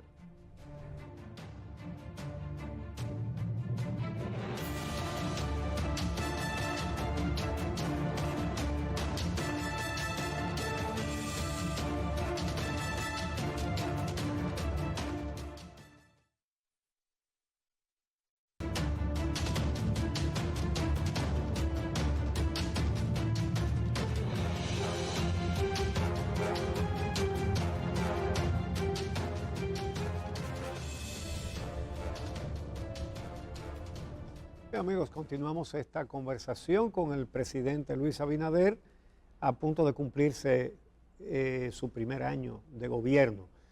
Ramón Núñez Ramírez. Yo tenía muchísimas preguntas de economía, presidente, pero no hay tiempo. Voy a tratar un tema puntual, reciente, el tema del Código Penal, la ausencia de la mayoría de los legisladores de su organización. Hay quien lo atribuye a una línea del partido o a una línea de Palacio. El proyecto va a perimir y voy a aprovechárseme el vivo y le voy a hacer una segunda pregunta, porque usted hablaba algo de efectivamente la dilación que toman los proyectos por el tema de la licitación, pero sin embargo hay un cuestionamiento a licitaciones recientes de emergencia como la de la OPRED, y felicito esa obra, pero hay un cuestionamiento al poco tiempo que dan que no permite a las empresas cumplir con todas las especificaciones y entonces se reduce de manera hasta sospechosa el número de participantes. Mira, sobre tu última pregunta, lo importante de este gobierno es que está en esa denuncia y que hay una dirección que actúa. Inmediatamente la Dirección de Obras y Contrataciones actuó y se extendió esa licitación. Se extendieron 10 días. No era necesariamente así como se decía, pero para dar mayor facilidad se extendió 10 días. Recuerde que la construcción civil, eso tampoco es tan complicado, porque la técnica sí es más complicado y ya esa tiene otra vía. Pero es bueno, todas esas denuncias son buenas porque, oye, lo mejor es la supervisión de la población y de la sociedad sobre el gobierno. Hay cientos de licitaciones y tiene que haber cuestionamiento y seguirán habiendo cuestionamientos y nosotros vamos a actuar cada vez que hayan cualquier tipo de cuestionamiento y hay una dirección que o se da cuenta de esos problemas o antes o en el proceso o después y actúa. Ese es sobre el tema de la OPRED. Sobre el tema del Código Penal, mira, aquí va a haber Código Penal pronto. Tiene que haber un Código Penal pronto. Pero hay mucha gente que me dicen, tú debes actuar en una dirección o tienes que actuar en otra dirección. Yo he dejado y el Congreso ha actuado. Pero también hemos esperado mucho. Y tú tienes, por ejemplo, unas recomendaciones de la Procuraduría que yo creo que hay que también que atenderlas. Ahora, de que inmediatamente pase el 16 de agosto, yo pienso que se debe de reintroducir ese código, discutirlo y aprobarlo lo antes posible. Y yo no creo que vayan a haber mayores modificaciones, pero sí también hay atenciones y temas ahí que se deben de atender. Y mira, Ramón, yo he dicho muy claramente cuál ha sido mi posición sobre muchas de las discusiones que hay ahí. Sin embargo, he respetado a cada legislador y ha habido incluso división en el bloque, como en el bloque del PRM sobre ese tema. Y eso es positivo porque no todo el mundo, no somos tampoco un molde donde le ponemos a pensar a todo el mundo en la misma dirección. Entonces ahí ha habido, la verdad que hay temas ahí que dividen la sociedad y la dividen de mitad a mitad, esta sociedad. Y lo que hemos dejado es que el Congreso actúe. Pero ya sobre el tema como gobierno, necesitamos ese Código Penal, por muchísimas razones, en todos los órdenes, y eso debe ser reintroducido y aprobado lo antes posible. Tenemos con nosotros a bienvenido Álvarez Vega, director del periódico Hoy. Presidente, en primer lugar le felicito por esa decisión de las ambulancias. Este es un país de un culto al monumentalismo y un desprecio a las cosas pequeñas que son necesarias en la cotidianidad de las personas. Cuando se habla, los gobiernos, los distintos gobiernos nuestros han hablado de reforma, siempre excluyen un aspecto que a uno le parece nodal, que es reducir el estrangulamiento económico a que el gobierno central suele someter a los ayuntamientos. Nuestras provincias y nuestros municipios prácticamente no tienen el auxilio y la presencia de los gobiernos, porque no hay recursos propios. Y se cometen injusticias, siempre las cito, como la provincia de Altagracia, mi provincia, donde hay una explosión turística, pero la provincia directamente no recibe nada. Está el caso de San Cristóbal con Jaina. Jaina es una de las localidades más abandonadas del país, sin embargo es una zona industrial. Nadie deja nada ahí. ¿Cuándo podrá tomarse una iniciativa con vistas a darle una relativa y fuerte fortaleza económica a nuestros municipios? Mira, aún en la peor crisis como es esta, en el presupuesto de 2021, nosotros de 2.21 que le estaba dando el presupuesto, nosotros lo subimos a 3 en un momento, totalmente insuficiente, bienvenido.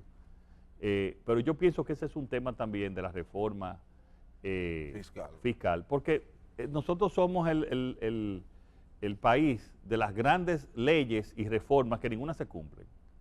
Entonces tenemos también un presupuesto bastante rígido, que tenemos que saber lo que podemos hacer y lo que no podemos hacer. Tenemos el 10% de los ayuntamientos. Nunca, absolutamente nunca se ha cumplido. Entonces vamos a llegar a un acuerdo con la municipalidad para ponerle un presupuesto que sí se pueda cumplir. Y que le dé más recursos. Y que le dé más obviamente, recursos. claro, y que le dé más recursos y que se supervisen más también los ayuntamientos. Sí.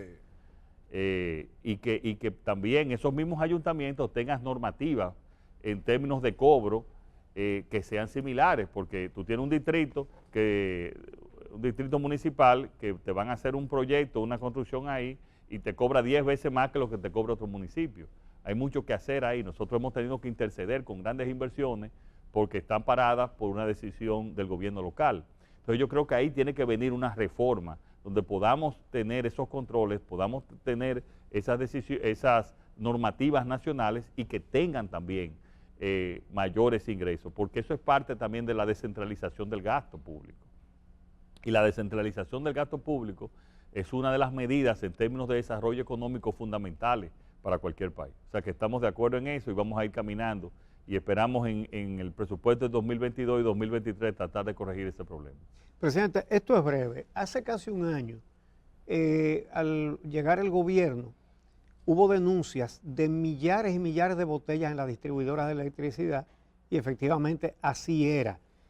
Había 8.755 empleados para las 3, cuando la empresa chilena Inecon, que hizo un estudio, decía que se podía manejar con 1.000 y pico, de 1.800 personas, y había 8.755.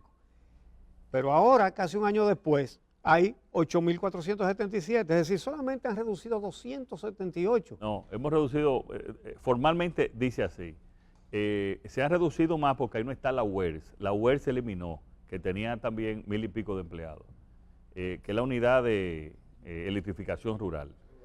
Se eliminó también la CDE, que también tenía 1.000 y pico de empleados. Estamos hablando del sector eléctrico. Claro, tú estás hablando de la distribuidora. Pero principalmente, y porque hemos eliminado más, es que ahí no habían, cada una tenía más de 1.000 y pico de empleados por nominilla, que también se eliminaron. Ahora, evidentemente que eso es mucho, y eso es parte de la reforma del sector eléctrico. Y yo les digo a ustedes una cosa, tener la distribuidora en manos de cualquier gobierno no es lo mejor, ¿eh? Yo no creo en la privatización de ella, pero sí creo en una administración privada y profesional, como lo hay en todos los países del mundo, que esto funciona de manera correcta. No pasar la propiedad, oye, reitero, pero sí una administración, pero sí hemos reducido, es bueno que tú te informes que se han anunciado el tema de las nominillas, hemos eliminado la UERS, hemos eliminado la CDE y no se ha disminuido en la cantidad que debe disminuirse, pero está en proceso. José Antonio Torres, del Nacional. Presidente, en esta ronda estaba agendado el tema de la política exterior del gobierno. El caso de Haití, que es un caso que, o sea, la situación de Haití, el nivel de relaciones que tenemos, o sea, cuál es la política del gobierno en torno al problema haitiano. Cada vez que en Haití hay una crisis, aquí tenemos 20.000, 30.000 haitianos más, indocumentados, por supuesto.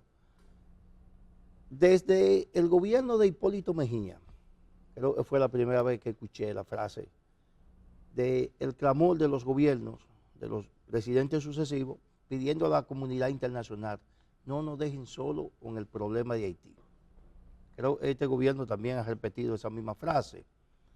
Pero, ¿cuál es la política? ¿Qué tenemos como Estado frente a la problemática haitiana? Bueno, José Antonio, yo creo que la política y con el gobierno haitiano están presentadas en los puntos que yo discutí con el expresidente y penosamente asesinado el presidente joven del MOIS, allá cuando nos reunimos en Elías Piña.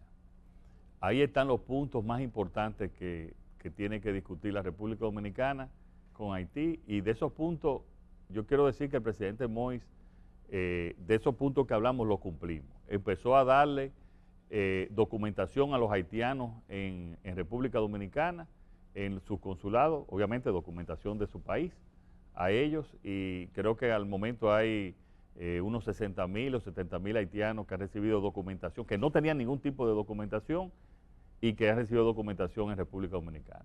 Nos aprobó los trabajos que estamos haciendo en la frontera, que están también en proceso de licitación, y que de la verja perimetral, no tuvo que aprobar, pero lo coordinamos, que le va a convenir a Haití. Y que además de temas migratorios, es un tema de seguridad ciudadana para la República Dominicana. Eso lo vamos a construir. Y está en proceso también de los procesos normales estos de licitación. Hemos hablado también de los hospitales para reducir e incluso mejorar también la calidad del servicio a las parturientas haitianas que sufren mucho el venir aquí, y es mejor que tengan hospitales en su país. Y yo me he reunido 3 veces con lo que llaman el core group, o el grupo de países que tienen más relaciones con Haití. Yo he dicho que República Dominicana, y es una frase del embajador Sillier, no se puede cansar de Haití. Otros países se cansan, nosotros no nos podemos cansar de tratar de ayudar a los problemas de Haití sin echárnoslos nosotros tampoco arriba. Y en ese sentido, nosotros en un momento de la oposición y el gobierno, estando vivo el presidente Moïse, nos solicitó que nosotros fuéramos mediadores, y nosotros le dijimos que no podíamos ser mediadores por muchas razones, pero que sí podíamos prestar nuestro país para que otros países fuéramos mediadores. Hablamos con él y sugerimos al Club de Madrid, y estábamos trabajando también para que el Club de Madrid fuera mediador, pero ahí vino la tragedia y el magnicidio con el presidente Moïse. Sobre esas situaciones nosotros hemos querido, lo que hicimos, tomamos las medidas de seguridad para asegurar la integridad de nuestra frontera, y hemos tenido una situación pasiva en cuanto a esa situación, donde tengo que decir que el gobierno norteamericano ha tenido ya una posición más activa en la solución de esos problemas. Nosotros tenemos y estamos trabajando con una distancia prudente, cuidando nuestra integridad, nuestros intereses, y tratando de presionar para la ayuda. No nos vamos a cansar y vamos a continuar, pero tú sabes que es un tema que tenemos que manejar con la delicadeza, la prudencia y la firmeza necesaria. Adalberto Grullón. Quiero requerir de usted, presidente, que nos informe un poco cuál es la política de su gobierno frente a la comunidad dominicana residente en el exterior. En esta semana se reveló un informe sobre el monto de las divisas que recibe el país, que le envía a nuestra comunidad. Y es asombroso. En lo que va de año, solo en lo que va de año, se han recibido más de 6.100 y tantos millones de dólares. Eso equivale al 50% de las reservas que usted dice que tiene el Banco Central, que son 12.000. O sea, los dominicanos residentes en el exterior han aportado casi el 50% de esa divisa. Sin embargo, los dominicanos y las dominicanas que vienen aquí se quejan mucho de la deficiencia de los servicios que reciben allá en nuestras delegaciones diplomáticas, sobre todo en Estados Unidos. Pagan los 10 pesos como si fueran extranjeros, 10 dólares. Se supone que se les redistribuye. Es un viacrucis obtener que le devuelvan los 10 dólares a esos dominicanos. Hay muchas quejas que supongo le han llegado a usted. ¿Qué puede hacer el gobierno? ¿Cuál es la política del gobierno frente a esa comunidad para que se sienta protegida por su gobierno, correspondida con el aporte que están haciendo al desarrollo de la nación? Mira, Adalberto, como tú dices, aquí no hay palabras para agradecer a la diáspora dominicana, en Estados Unidos y en Europa, pero la de Estados Unidos, que tiene más capacidad económica, pues no hay palabras. Pero eso te refleja también el nivel de solidaridad. ¿Tú sabes a dónde viene ese dinero? A construirle una vivienda a su madre, o una casa de retiro para ellos, o ayudar a un negocio de un hermano. Oye, por eso es que yo digo que admiro esa solidaridad de los dominicanos. Este año, y por la situación muy especial también que ha tenido Estados Unidos, y en el caso del noreste, que es donde más dominicanos existen, aunque también hay mucha mudanza hacia la Florida, ha habido también muchas restricciones. El tema de los $10 nosotros lo tenemos en estudio, lo que pasa es que no es fácil tú también quitar unos ingresos y ver de dónde lo va a sustituir, pero evidentemente que es algo que hay que atender porque es injusto para ellos. Hemos solicitado más consulados para que tengan más presencia, porque tú tienes consulados solamente en Nueva York, no tienes consulados en New Jersey, no tienes consulado en Filadelfia, no tienes consulado en Providence, no tienes consulado en Orlando, no tienes consulado en Houston, donde también hay muchos dominicanos, y estamos trabajando para tener consulados y mejor servicio. Pero al mismo tiempo es bueno que tú sepas que el MIREX ya ha solicitado la digitalización de todos esos servicios consulares en una licitación. Esa licitación está en proceso para nosotros llevar esos servicios consulares, no solamente en Estados Unidos, sino en todo el mundo, llevarlo al más alto nivel de tecnología y que de sus casas puedan, muchísimos de esos servicios que tienen que acudir personalmente, lo puedan tener. O sea que eso también está en proceso de reformas y está dentro del programa de burocracia cero, gobierno eficiente. Ellos se merecen eso y más. Este país, nosotros no tenemos con qué agradecerle a ellos. Vamos a tratar de atenderlos de la mejor manera. Pero yo pienso que también los cambios que estamos haciendo en la República Dominicana en términos institucionales, en términos de lucha contra la corrupción, es algo que ellos valoran mucho, porque lo que ellos más valoran es que su país esté en las mejores condiciones. Y lo que sí es, en cuanto a su atención directa, yo creo que tenemos ahí mucho campo para mejorar y vamos a, como te digo, a mejorar mucho de los servicios que damos en los consulados. Eso está pendiente. Miguel Franjul.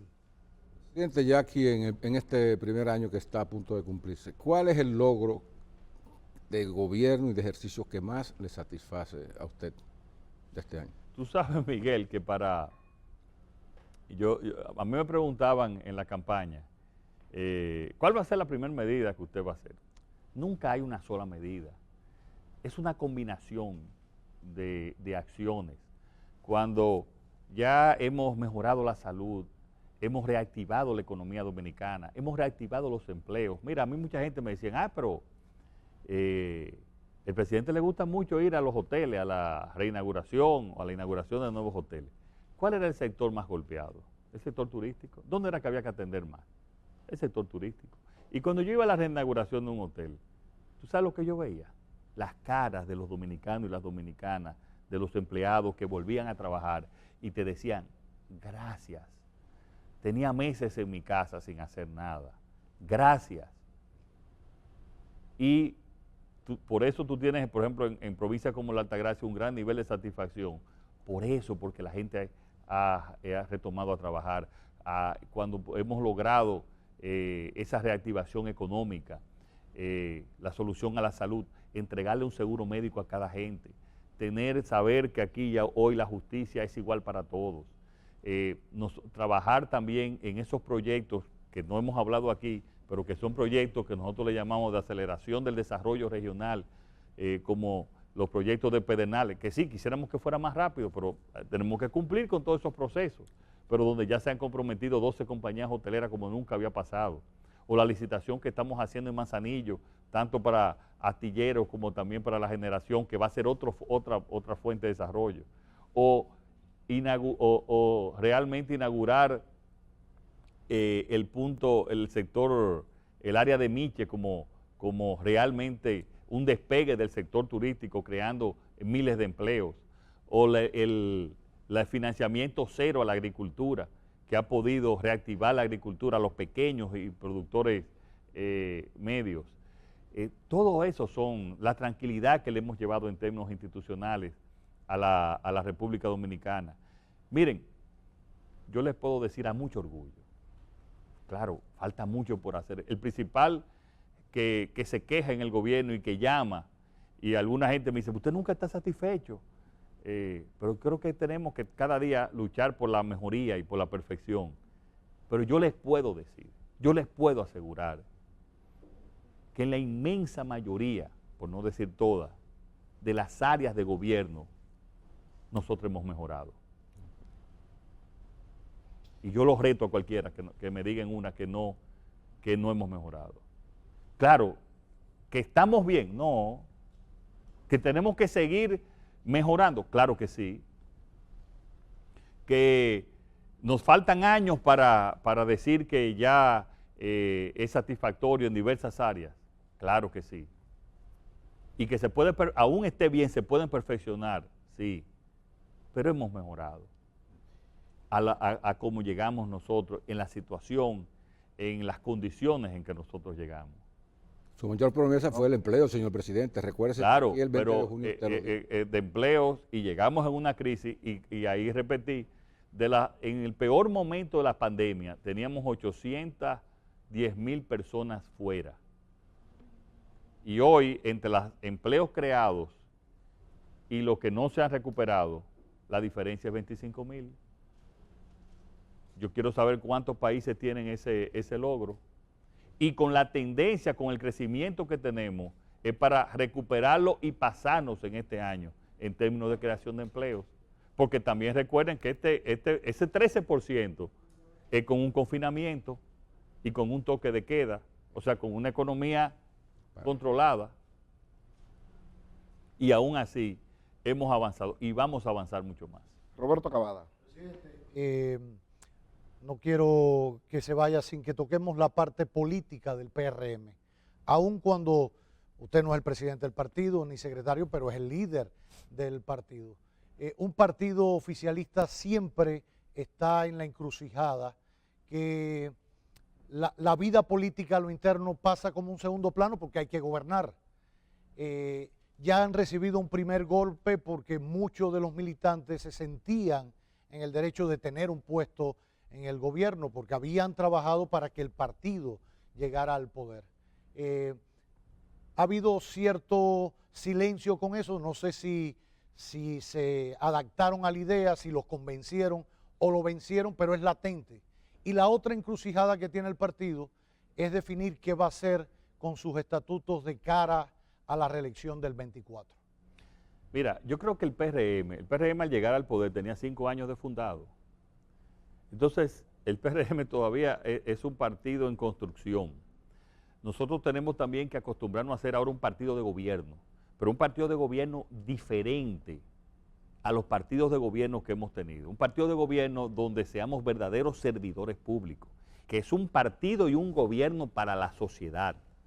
Y nosotros también tenemos que crear ese partido moderno y nuestras estructuras hacerlas como un partido que cumpla con su nombre, que es un partido moderno, y para eso tenemos también que en el mismo gobierno a darnos aperturas a la sociedad, tener constantes contactos con lo que piensa la gente, con lo que piensa la sociedad, desde la sociedad civil, con ideas generales del país, hasta esa sociedad en los sectores populares que quieren ya condiciones específicas de sus sectores. Y ese es el reto que tenemos que hacer nosotros como partido. Y nos estamos entendiendo. En la semana pasada fueron delegaciones a todas las provincias a explicar la filosofía y las acciones de nuestro gobierno, las realizaciones y nuestros planes. Y la gente y los compañeros están entendiendo, están identificados también con nuestra obra de gobierno. Pero esa es una tarea que nunca la ha hecho ningún gobierno. Adaptar el gobierno y el partido para servir a la sociedad, y ese es nuestro reto. La reelección. Eso es que no, señores, miren, y esto lo digo sinceramente.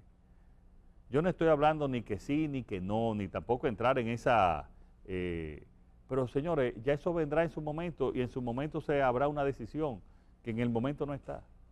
Vamos a la pausa, después de la pausa ya venimos con la parte final de esta entrevista del Grupo de Comunicaciones Corripio con el presidente Luis Abinader con motivo de su primer año de gobierno.